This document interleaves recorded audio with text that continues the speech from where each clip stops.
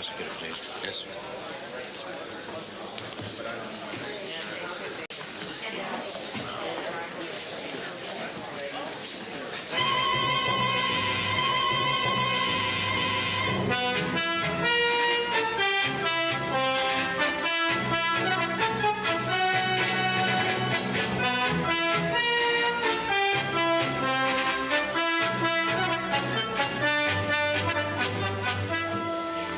Mr. Vesterhauser is 70 years old. A vigorous 70 years old, Your Honor. In his 46 years of building a life in our city, he has never been in trouble with the authorities for any reason. And I am quite certain that should my client be tried on this felony assault charge, the trial would only reveal that his actions were imprudent, but certainly not felonious. However, in order to expedite the court's busy calendar, I am ready to plead my client guilty on the included offense of simple assault. Your Honor, this is a very small slice of a very large cake.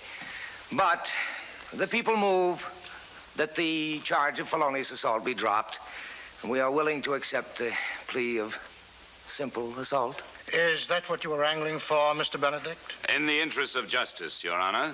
Oh.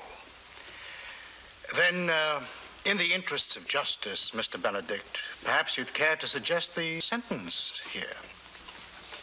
Your Honor is asking me to sentence my own client? I am. Well, I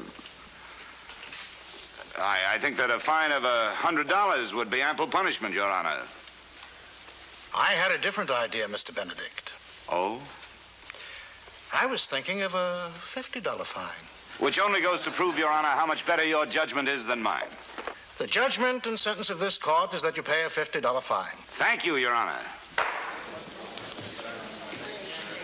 Did you have to make such a point of the fact that I am 70 years old? Look, why don't you go over there and pay the $50 fine and get it over with, would you? That guy right over there, huh? Hey, I thought you were in Department 23 all morning. I finished. I thought I'd drop by and give you a lift back to the office. All right, Your Honor. Your Honor, may I call line 19 on the morning calendar, number 33416, Donna Heist.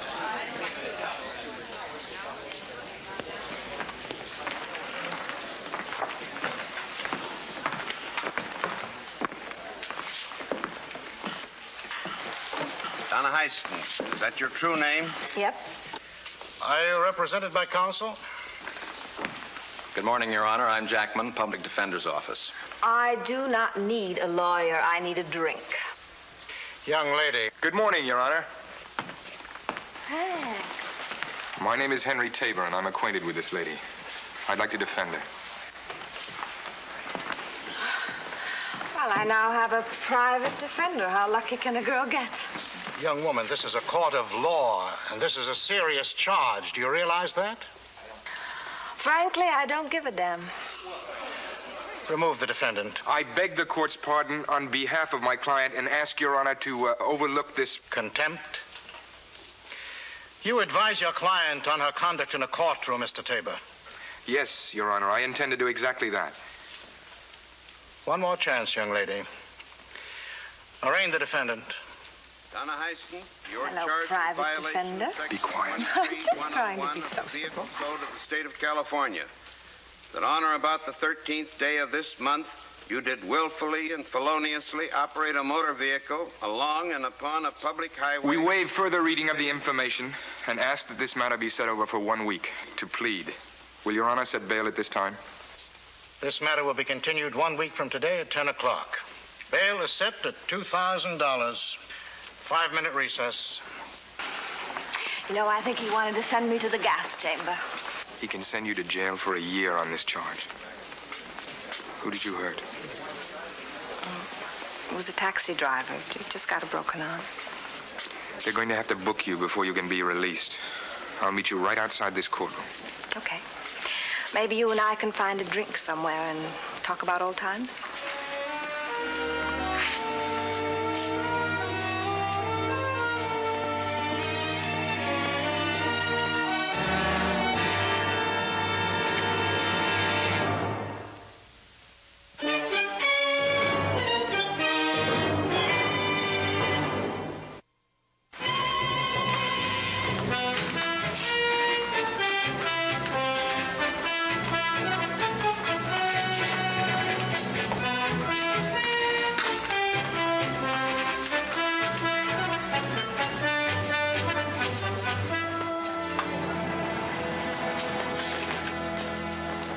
Donna? I am out on bail, noble defender, free as a bird. You know something? You are a very surprising and sentimental fellow, Mr. Favor. There's nothing sentimental about this report. You were convicted on another drunk driving charge just last year. That puts you in a very serious situation. I'm always in a serious situation. The story of my life. I want to know what happened to you at 2 o'clock this morning when you piled your car into a cab. My, we are serious. Reports, charges, we never used to talk about reports, did we, Hank? What we used to talk about and what we're talking about now are two different things. I want to know what happened. All right. I went to a party. I got smashed. I was driving home, and I rammed into a cab. They tossed me in the clink. I spent the night in jail. And now here I am, and I really don't feel very good if you're going to ask. What about the arresting officers? Did they give you any kinds of tests, like asking you to pick a coin off the sidewalk, walk a straight line, or breathe into a machine? I believe I did all those things, and I believe I passed for drunk. Questions over, counsel? No. I want to know what time you started drinking, how much and what you drank, the time of the accident, and exactly when they made those tests. Don't you want to know what I had for dinner? What's your mother's phone number? My mother. That's right. Expert 27996. Well, there is nothing in this world like good old-fashioned mother love. She's out. She's always out as far as Donna is concerned. Oh, what's the phone number? Are you going to charge her a fee? She can afford it, you know. I don't know how much I'm going to charge her. It depends upon what has to be done here. Oh, well, much, I fear. Mrs. Heiston, please. When do you expect her? Thank you. She's out. I thought you knew my mother. Oh, come on, Hanky. Thank you. Come, let's get a stiff drink. Come on. Business is good. Business is wonderful. Getting there. Hi, Trudy. Hi, Mr. Blake. Right. Steve, the answer is still no. Oh, McGill spent 10 years writing that book. If anyone's going to get a tax break out of it, he is. Well, somebody's got to look out for the intellectuals. You intellectuals aren't doing it. Right. Send the McGill contracts back for revision. Who's out there? Mr. Ferguson of Trent and Lewis. Something about the Henderson case. I'll see Trent or Lewis. What else? Judge Pirelli called, also Mr. Bardeman. Call them later. You have something for me? Yeah. All right. Scoot. I don't like to do what I had to do in court this morning. What's the matter with you? Getting into fights, hitting old customers. You think I still can't fight? You think I'm still not strong? You think I'm not the same? My hair, my own teeth, my eyes, still hard as rock. You smart, but you ignorant. Sam, I can still break a man's jaw with one. This is for you. Oh, thanks.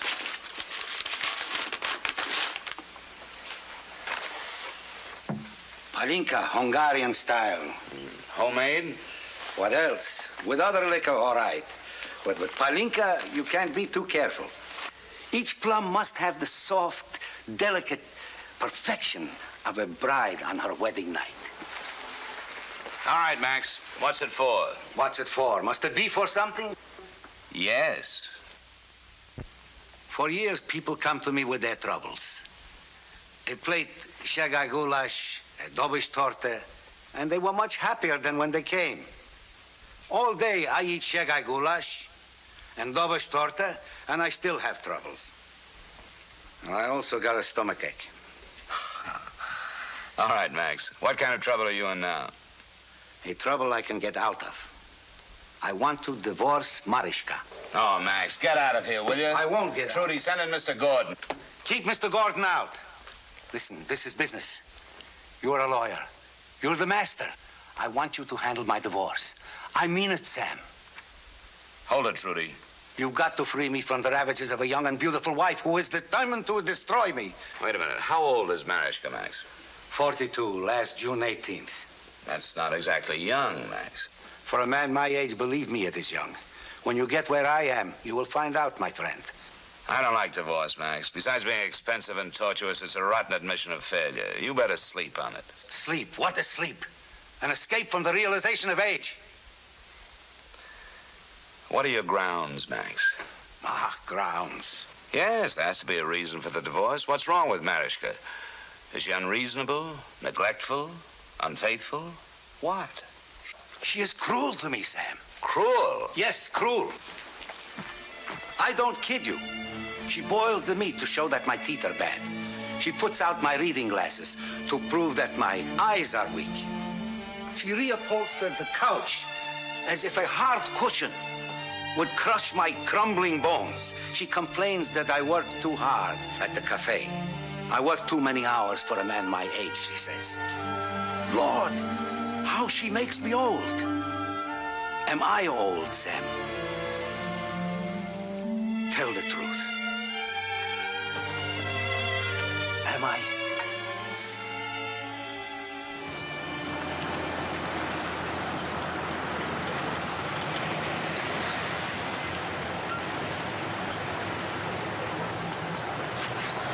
Donna? Oh, am I now to get a lecture, noble defender? No. But you're going to get some advice. Don't drink, not while driving, standing, or sitting still, period. Can I give you some advice? Don't get involved with me again. You're my client. Nothing more, nothing less. No more fun and games? No more dinners in Sausalito? No nightcaps at Louis? No sailing on the bay? You need a lawyer a lot more than you need romance. Well, how do you know, when you drive off and leave me, that I won't go right up those stairs and down a gallon of happy juice? I don't. I can't watch you night and day. What a pity. You won't get to see my etchings, and they are originals. Wait. I want to talk to the people you were with at the party last night. I have their names and addresses. Upstairs. Come on up. You know what I think? I think you're scared of me. Get up.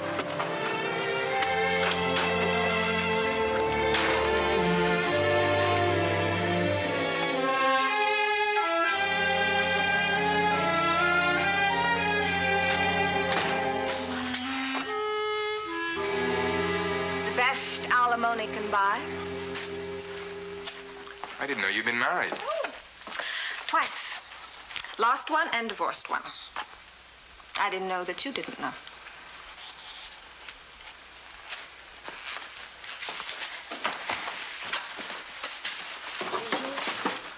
Like my etchings? I told you they were originals. That one's very good. So are the rest of them. Well, this one I call melancholia, and this one is depression. This is just plain drunk.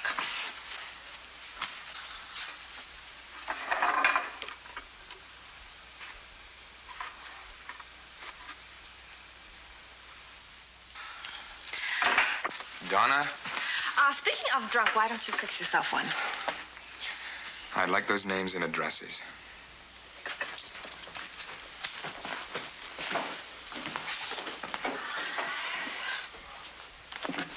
That is Chuck. He's dead. As dead as you can get. He was a teacher in San Jose. A nice guy. Very nice. He didn't have much money. So naturally, my mother didn't show up at the wedding, but she did manage to show up at the funeral. We were driving home one night in the fog, and,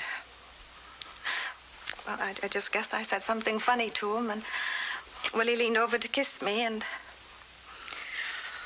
well, I woke up in the hospital, and he never woke up at all. I'm sorry, Donna.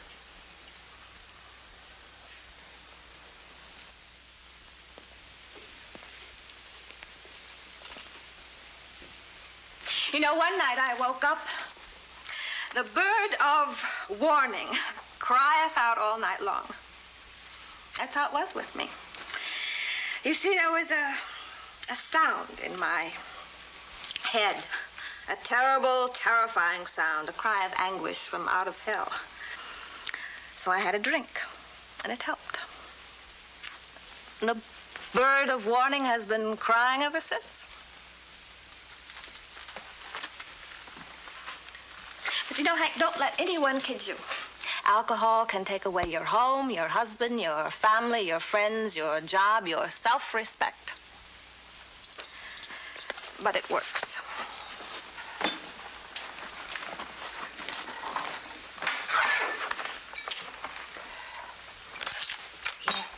They'll remember me.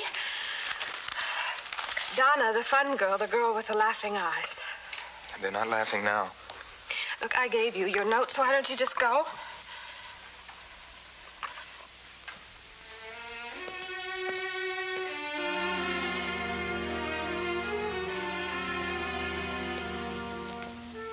I don't want to go. I walked out on you once, remember?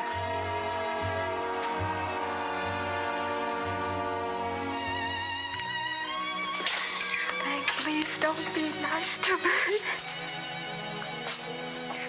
Hank, I don't want to care about anybody, not you, not anybody ever.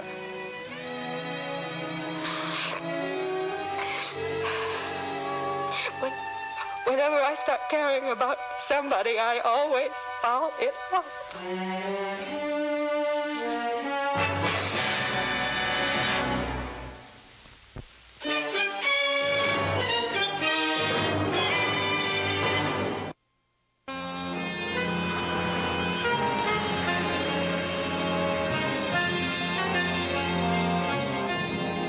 I'm going to plead Donna not guilty, Mrs. Heisting. Beyond that, I can't tell you anything except that it will go to trial within a month. Will she be found guilty? I don't know. I do know that she shouldn't be left alone right now. I thought that if you two could reach some sort of understanding, she might temporarily move back here. Have you spoken to Donna about this? No, this is my own idea. It wouldn't work. I'll be candid with you. I have a business to run, and 2 other daughters in their teens. I do not want Donna associated with them or my business. Donna is your daughter, too. Have you thought of waiving a jury and pleading her guilty? Pleading her guilty and washing her chances down the drain forever? Or would she be sent to some correctional institution where they might perform some reconstructive rehabilitation? You do agree she needs looking after? That's not the kind of looking after she needs, Mrs. Heiston. As I said, I'm a practical woman. I think you're a remarkable one. You not only raised Donna without a father, you raised her without a mother. Yes, sir. I'll be glad to give him your message. Right. I'd like to have that on my desk by 8 o'clock tomorrow morning. Yes, sir. Have you been able to reach Judge Thomas yet? Not yet. Let it go till tomorrow, huh? Well, Marischka. Hello, Sam. Are you coming or going? As long as you're here, Marischka, I'm staying. Good. I need a lawyer. I'm divorcing Max. What? I don't care what you think. Just do it. Throw him out. Serve him a paper. Get it done quick. How soon can you do it? Not as soon as you'd like it done. Now, I've known you two for a long, long time. What happened? Max is an old fool. Well, now, you've been aware of the differences in your ages for some time. Oh, that's not important. His age means nothing. Then what are we talking about? What are you doing here? What was Max doing here? He has another woman. Oh. He has another woman! That's ridiculous. In the restaurant, a new young girl who works there. He wants her. He doesn't want me. I'm the one that's old, Sam.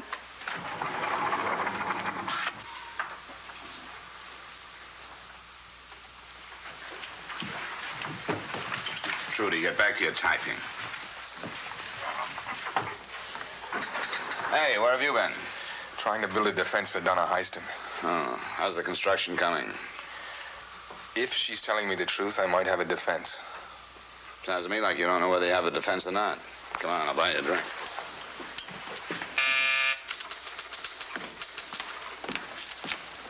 This girl means a good deal to you, and you're defending her. Love and law don't mix. I was going to marry her once. I didn't. I spoke to the arresting officer, and I read his report. She had a .07 on the breathalyzer. That's borderline. Yet he insists she was falling down drunk, failed the Romberg sequence completely. What does she say? She can't remember. The obvious conclusion is she was too drunk to remember. But then why the .07 on the breathalyzer? There are a couple of books you ought to read. Alcoholism and Narcosis by Adler, and Intoxication and Traffic Law Enforcement by McReady. And check my files. I'll look it up. Thanks for the drink. Hank, question. You said you were thinking of marrying this girl once. What are you thinking now? Yeah. What am I thinking now?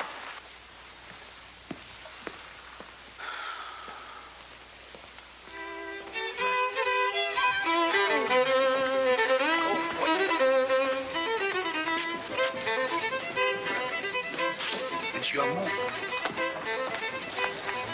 Sam. Hello, Max. What can I prepare for you? A segala goulash? Oh, no. I get heartburn just thinking about it. How are you fixed for Gibson's? That we got. Oh, no, Max. I'm not going to stick around that long. Sit down, Max, will you? Of course. Why not? I want you to meet Mitzi. Mitzi, this is Mr. Benedict, my personal friend and lawyer. Mitzi just arrived from Hungary 3 months ago. Wow. Welcome to the land of the free and the home of the brave. Speak. Show him your English. Say something in English, Mitzi. Would you like some cocktail for dinner, Mr. Benedict? Hey, Gibson, extremely dry. Tell Pasha I said so. I tell him. See how clear the vowels? When I spoke to you last, I was sad. Now I am happy. It is good for a Hungarian to be happy. You know something, Sam? My life isn't over. When I get my divorce from Mariska, I think I'll marry that girl. That one? Mitzi, of course. She's beautiful. She's young. What's more important, she makes me feel young, too. Well, how does she feel around you? Huh? Old?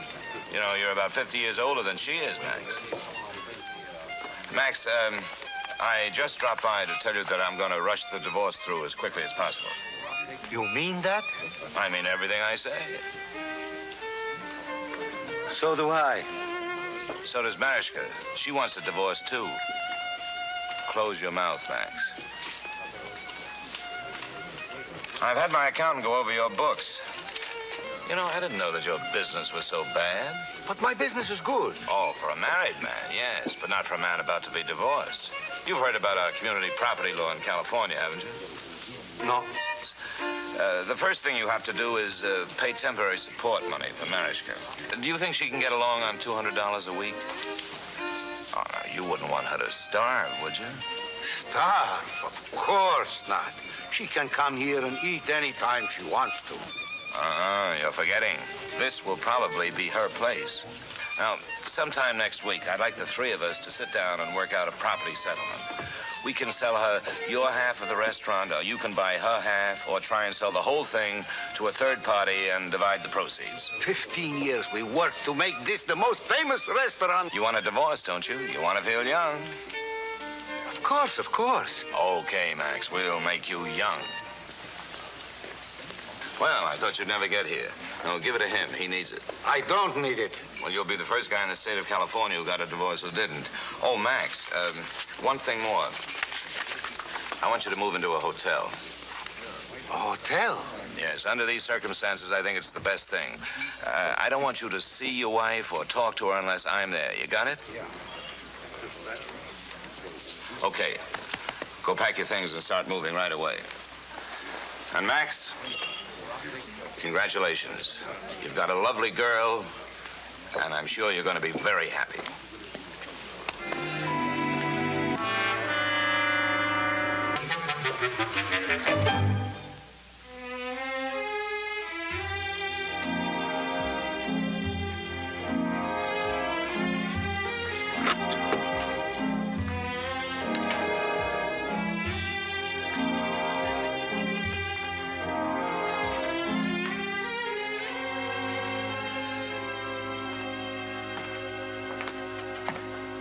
Good morning.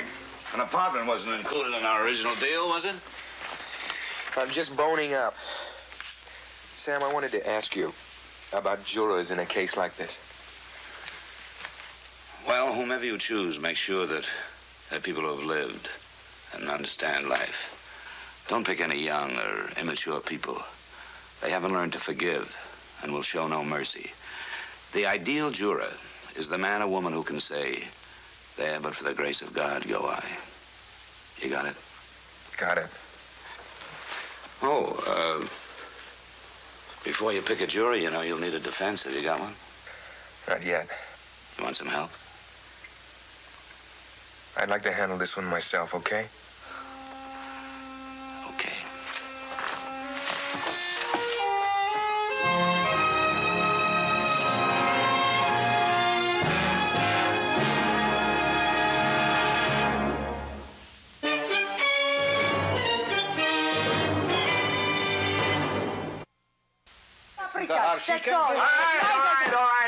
All right. Now, we've decided that the simplest thing is to sell the restaurant. Now, there is always the possibility that one of you might want to open another Hungarian restaurant. In that case, the recipes would have great value, so we'll have to divide those. Well, what good is a half a recipe? Well, you don't understand. Half of the recipes would go to you, Max, and the other half would go to Mariska here. 25 years we cook side by side. Can I say 2 shakes paprika is mine Yes, you and can 2 say. tablespoons Yes, you vinegar? can. All right, say. please. All right. Then we'll divide them. Now, let's see. Who gets the sakali? Oh, the shekeli goulash I learned from my father. Your father never cooked a good plate of shekeli goulash in his entire life. My father was famous through all Hungary for his shekeli goulash. Bulgaria, maybe, but not Hungary. You call my father a Bulgarian? You with a gypsy father? He had a ring in his ear. Your father had a ring in his nose. My father beat my mother twice a week, sometimes more. Because she weighed 20 pounds. The important thing is the sakali. All right. Wait a minute. Sit down, please. Sit down. Will you sit down? Now, let's defer that for a moment. How about the apple strudel? Oh, that is mine. Strudel. You never knew from good apple strudel until you married me. A hungry dog in the street wouldn't eat your strudel until I showed you right. In the World War, they tortured spies with your strudel. Please, you're both behaving like a couple of children. Now, unless you can promise me that you can both assume a reasonable attitude, we'll have to allow the court to make the property settlement. Now, which is it to be?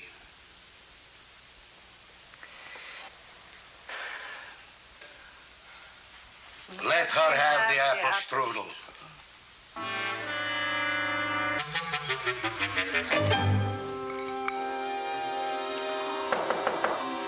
Come in. Come in. Well. If it isn't my dauntless defender. What's the matter? Couldn't you stay away from it? Stay away from what? How many have you had? Oh, a 1 in this one, that makes 1.5. So why don't you fix yourself 1.5 and then you can be even with me? No, thanks. What's the matter? Can't you hold a drink? Or can't you hold me?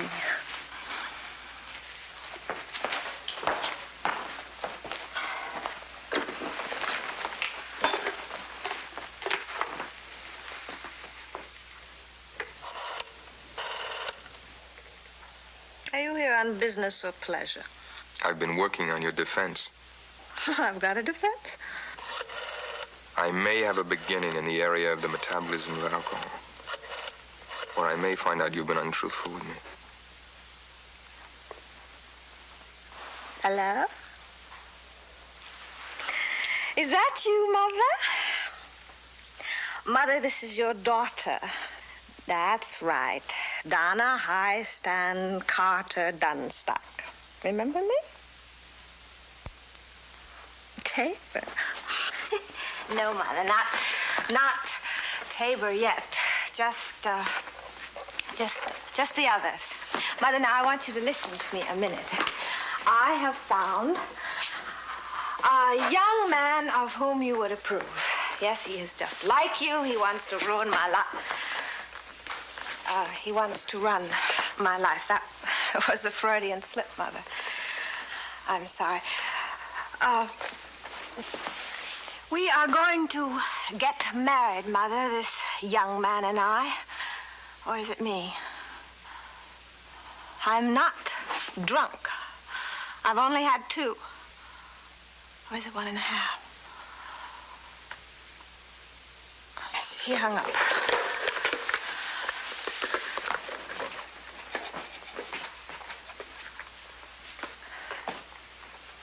I would like to marry you. I would like you to marry me.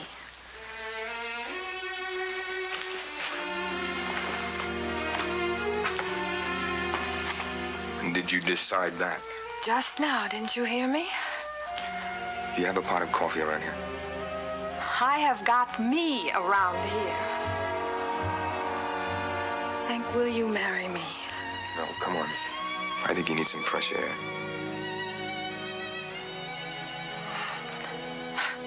That's a good idea.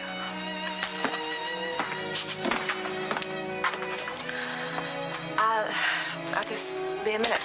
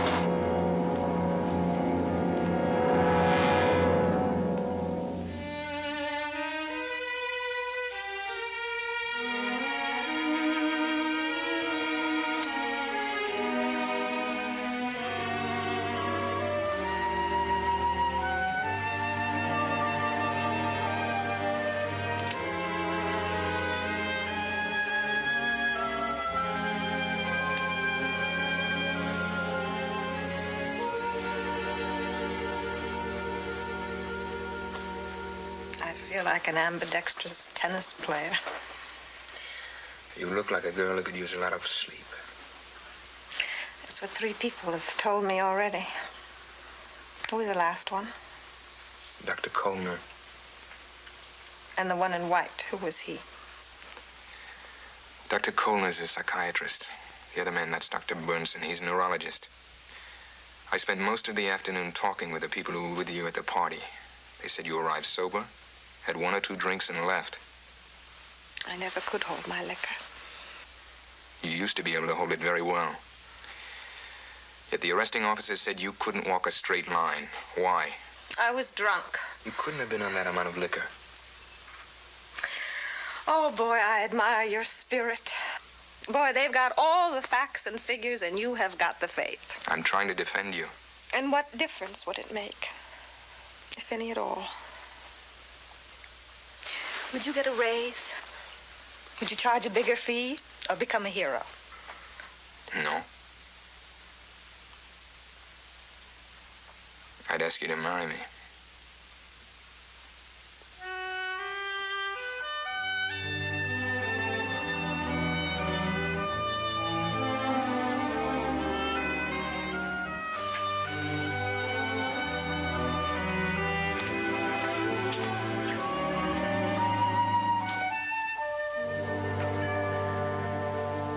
If I should die before I wake, I pray the Lord my soul to take.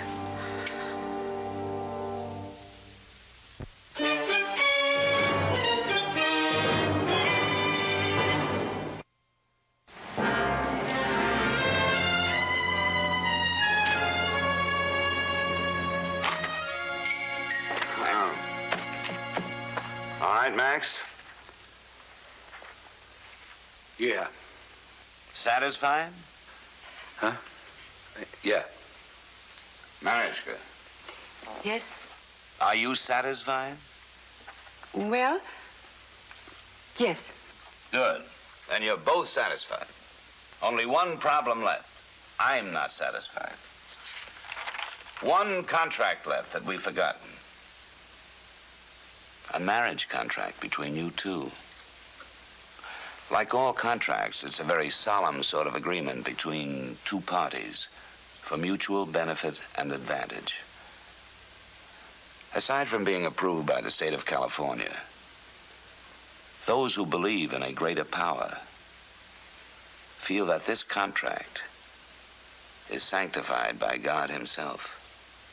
I feel it only proper to advise you that the promise to love and to honor and to cherish within this contract is as tangible and important a promise as any agreement to exchange monies and goods and services. The terms of it are loose and general. But in my opinion, as a lawyer, this is the most exact contract ever drawn. It says nothing, and it says everything. It doesn't say, Mariska, that you have to check the calendar every morning to see that Max is getting old. It doesn't say, Max, that you have to look into the mirror every morning and call yourself Don Juan. But it does say that you must respect each other and love each other and above all, have faith in each other. It says, Mariska, that Max is growing old and he's getting scared that you won't think he's a man. It says, Max, that you're afraid to show a little fear.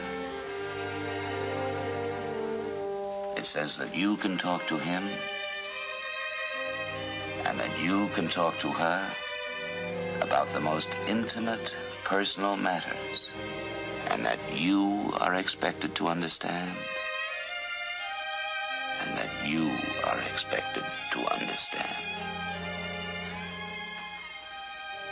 You want me to break that contract, Max?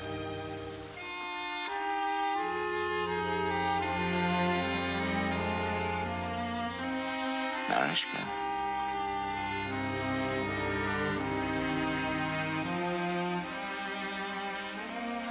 No. Never.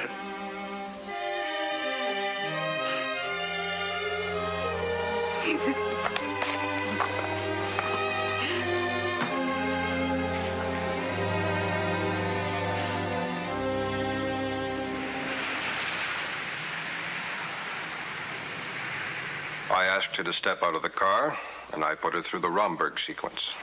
Will you tell the jury what the Romberg sequence is, please? It's tests. Picking a coin up off of the sidewalk and tandem walking. Now, that's walking in a straight line with one foot directly in front of the other. The defendant was incapable of performing any of the tasks. Partially incapable or completely? Completely. Did you give the defendant the breathalyzer test? Yes, sir. What was her reading? In the case of the defendant, the test intoxication was .07. Your witness.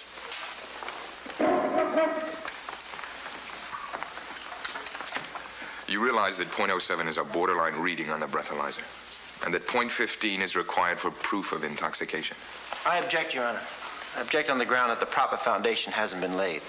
It is accepted under the National Safety Council rules that a reading of .05 or over, while not proof of intoxication, is considered indicative of intoxication when weighed with competent evidence.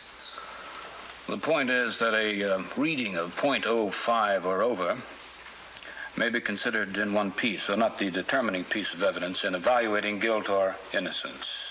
The point is that .07 is a very low reading. Very well, you've made it, Mr. Tabor. You may proceed. You testified you'd seen many drunks over the years.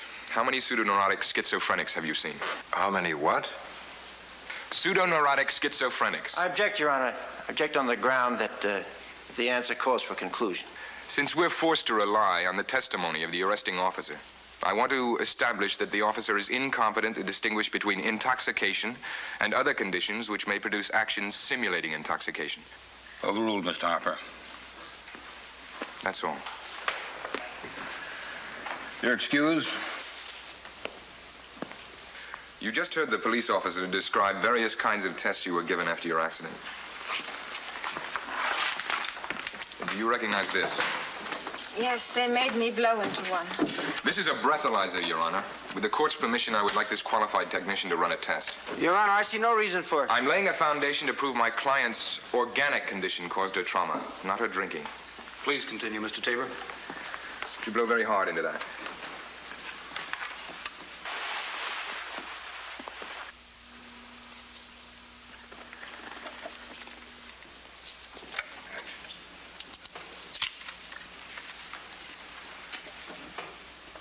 No registration.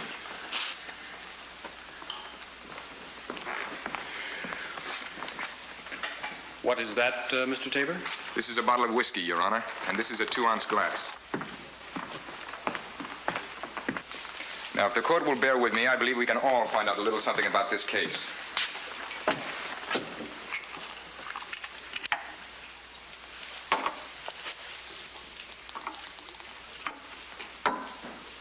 Drink this, please. Yes.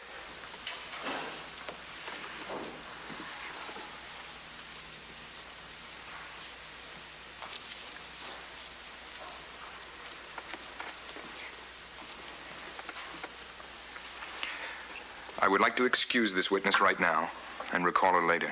You may be excused, Miss Heiston. Step down.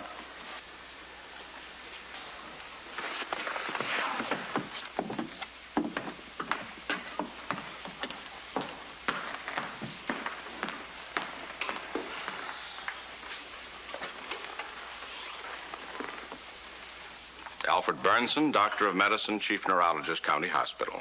Did you have occasion to examine the defendant? Yes, 2 days ago. And what were the results of those tests?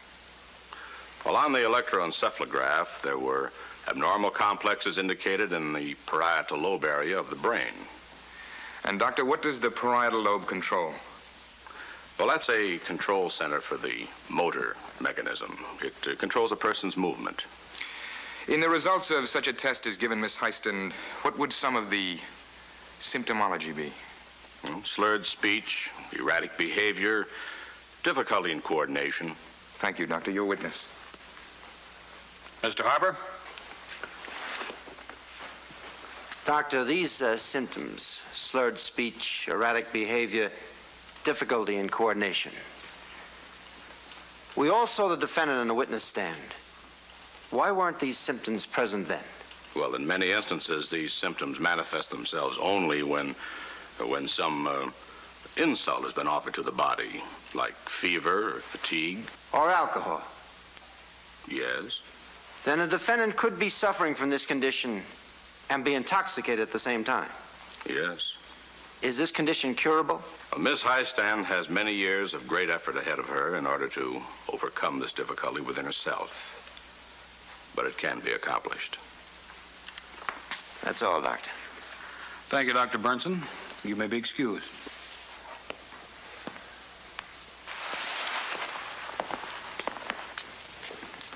Recall Donna Heiston.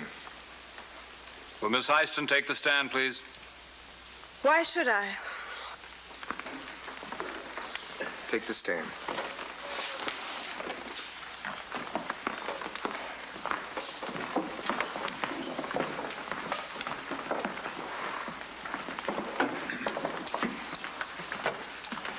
What's new? Young lady, will you show some proper manners and respect for this court? I'm respectful as all get out. What's the matter with him? I never could take a drink. That's not quite right, ladies and gentlemen. She never could take a drink after her accident and the brain injury. Please take the stand, Miss Heiston.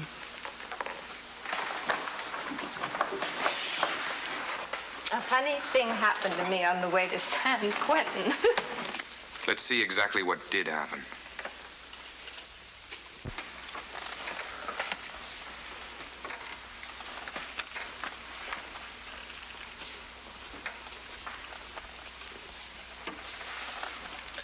Miss Heiston, would you please stand?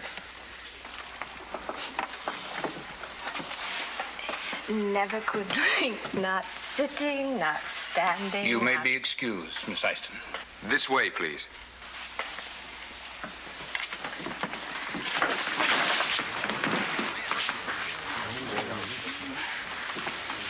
Donna, I want you to walk a straight line, 1 foot in front of the other. Remember what I told you about straight lines, hanky-panky.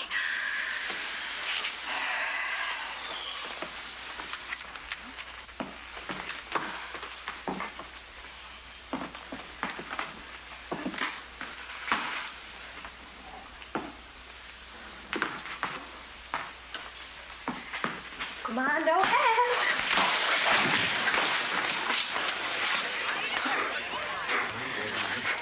Not in public.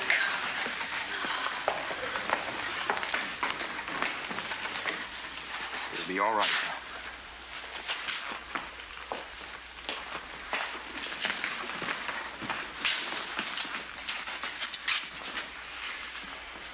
.02. According to this instrument, ladies and gentlemen, Miss Heiston is not intoxicated. She is not drunk.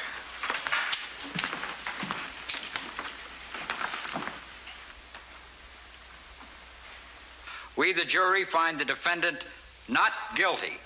Is that your verdict, ladies and gentlemen? It is. Ladies and gentlemen of the jury, thank you for your service, sir. Court is adjourned. Everything's all right now, huh?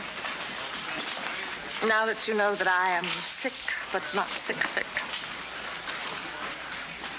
Well, everybody's friends again, except you and me. We're just the same as we were before. No, we aren't. Yes, we are. Only more so. I have to go away somewhere and get myself some help. And I'll do that. Someday. Not today, not tomorrow, not the next day or next week, but someday I'll do it when I hear those sounds in my head again. Let's get out of here. No, let's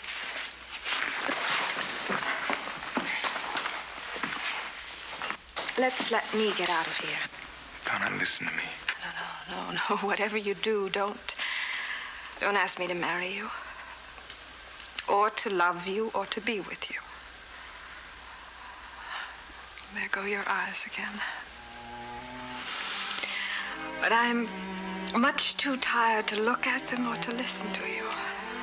If I let you talk to me one more day, just one more minute, I might. I don't understand you. But I'll forget them. I forgot them once. I can't change. Not for you, not for me, not for anyone.